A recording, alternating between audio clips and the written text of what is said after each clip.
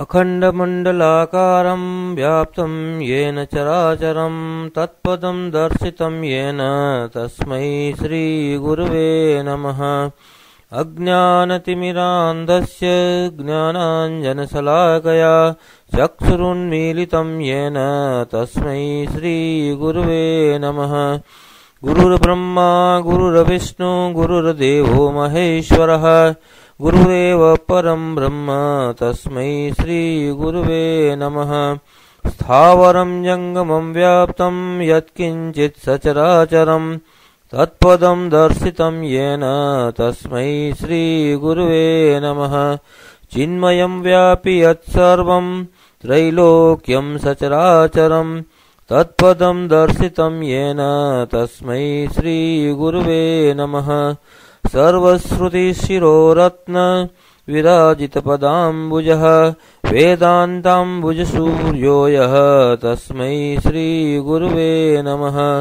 चैतन्यः शाश्वतः शान्तव्योमातीतो निरञ्जनः बिन्दुनादकलातीतः तस्मै श्रीगुरुवे नमः।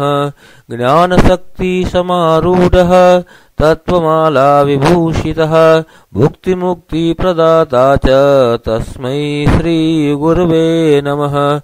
अनेकजन्मसम्प्राप्त कर्मबन्धविदाहिने आत्मज्ञानप्रदानेन तस्मै श्रीगुरुवे नमः।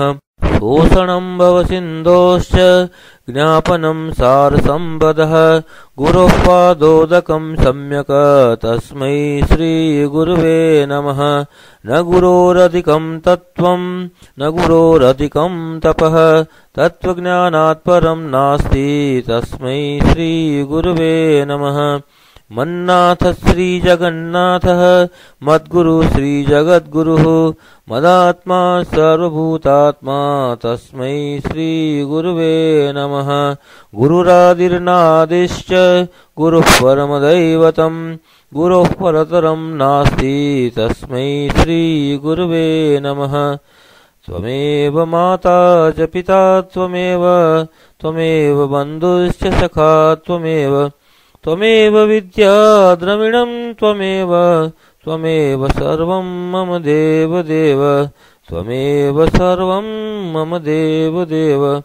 ब्रह्मानन्दं परमसुखदं केवलं ज्ञानमूर्तिं द्वन्द्वातीतं गगनसदृशं तत्त्वमस्यादिलक्ष्यम् एकं नित्यं विमलमचलं सर्वधी साक्षिभूतं भावातीतं त्रिगुणरहितं सद्गुरुं तं नमामि भावातीतं त्रिगुणरहितं सद्गुरुं तं नमामि।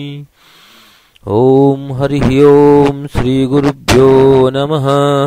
हरिः ॐ।